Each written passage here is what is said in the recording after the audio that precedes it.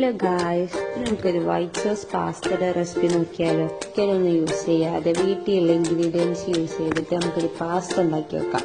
പാനിൽ എണ്ണ ഒന്ന് ചൂടായി വന്നതിന് ശേഷം ഉള്ളി ഒന്നിട്ട് വാട്ടിയെടുക്കാം. ഉള്ളി നന്നായി വാടി വരുമ്പോൾ അതിലേക്ക് തക്കാളി, മുളക്, മസാലയായിട്ട് ഉപ്പ്, കുരുമുളക് പൊടി, ഇഞ്ചി വെളുത്തുള്ളി പേസ്റ്റ്, ചിക്കൻ മസാല ഒക്കെ ഇട്ട് നന്നായിട്ട് ഇളക്കിയെടുക്കാം.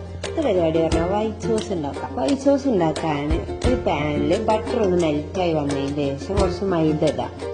അത് നന്നായിട്ട് ഇളക്കി അതിൽ കുറച്ച് പാലൊഴിച്ച് കട്ടയില്ലാതെ ഇളക്കിയെടുക്കാം. അതിലേക്ക് ഇഞ്ചി വെളുത്തുള്ളി പേസ്റ്റ്, ഉപ്പ്, ചില്ലി ഫ്ലേക്സ്, പിന്നെ കുറച്ച് കുരുമുളക് പൊടി ഇട്ടിട്ട് നന്നായിട്ട് ഇളക്കിയെടുക്കാം.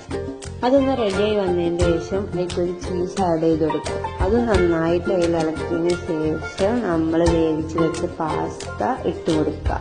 ഇട്ട് കൊടുത്ത് എല്ലായിടത്തേക്കും എത്തുന്ന രീതിയിൽ നന്നായിട്ട് ഇളക്കിയെടുക്കുക.